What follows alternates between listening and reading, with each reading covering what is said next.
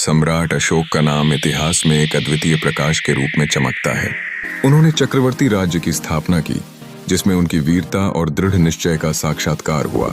मगध की गद्दी पर बैठकर उन्होंने अपने साम्राज्य को विस्तार दिया, जो केवल भूगोल में नहीं बल्कि संस्कृति और धर्म में भी अद्वितीय था। अशोक की तलवार की प्रचंडता का वर्णन करते हुए यह स्पष्ट होता है कि उनकी सेनाएं दुर्जय थीं।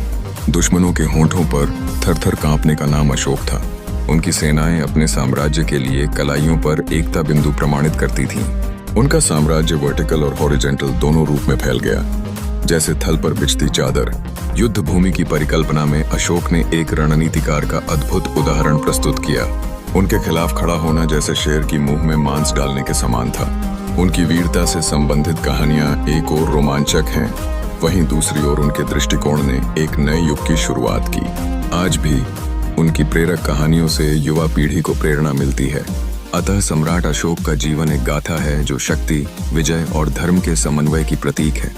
उनका अजेय साम्राज्य केवल भौगोलिक सीमाओं तक ही सीमित नहीं था, बल्कि वे मानवता को भी एक नया दिशा देने वाले बने।